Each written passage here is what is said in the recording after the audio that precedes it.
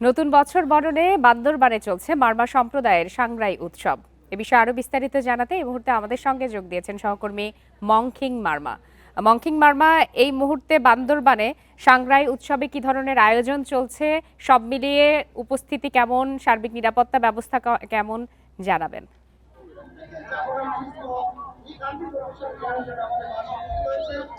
আসলে সাংগ্রাই আজকে দ্বিতীয় দিনে যে আসলে মূল আকর্ষণ যে জলকের উৎসব সেটি কিন্তু উদযাপিত হচ্ছে বান্দরবান ঐতিহ্যবাহী রাজার মাঠে।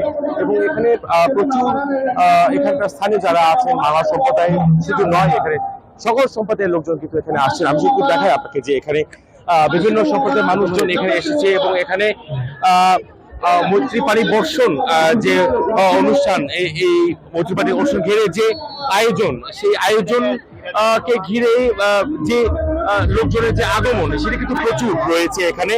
এর পাশাপাশি আমি যদি বলি যে এই মুহূর্তে যেটি হচ্ছে সেটা হচ্ছে এখানে বান্দরবানে পার্বত্য চট্টগ্রাম মন্ত্রণালয়ের পার্বত্য মন্ত্রী দীপেন দেওয়ান কিন্তু তিনি উদ্বোধন করছেন। এর পাশাপাশি এখানে বান্দরবানের স্থানীয় সংসদ রয়েছে। শুধু এটি নয়, এখানে শুধু সাংগ্রাই উৎসবকে ঘিরেই যে মারমা সম্প্রদায়ের যে ঐতিহ্যবাহী যে অনুষ্ঠান সেটি নয়, এখানে সকল সম্প্রদায়, এখানে বান্দরবানের 12টি জনগোষ্ঠী যে বসবাস এবং এদের যে অংশগ্রহণ, শুধু ভারতীয় জনগোষ্ঠীর পাশাপাশি বাঙালি সম্প্রদায় যারা আছেন, এখানে স্থায়ী যারা আছেন, সকলেই কিন্তু এই উৎসবকে ঘিরে যে আয়োজন, সেই আয়োজন চলছে।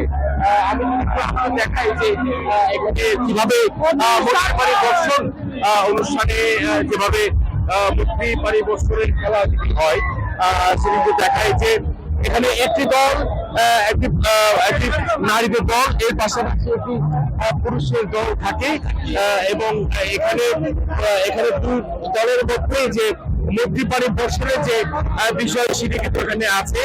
এবং কিছুক্ষণের মধ্যেই হয়তো ওরা একে অপরকে পানি ছিটিয়ে বিগত বছরের যে প্রাণী এবং নতুন বছরের যে আগমন, সেই আগমনের বার্তা এই মৈত্রী পানি বর্ষণের মধ্যে দিবেন।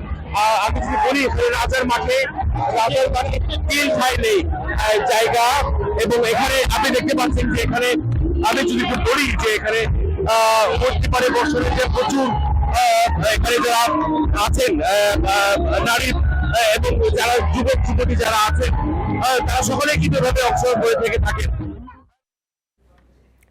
বান্দরবান থেকে বর্ষবরণের বর্ণিল আয়োজন নিয়ে জানাচ্ছিলেন সহকর্মী মংখিং মারমা।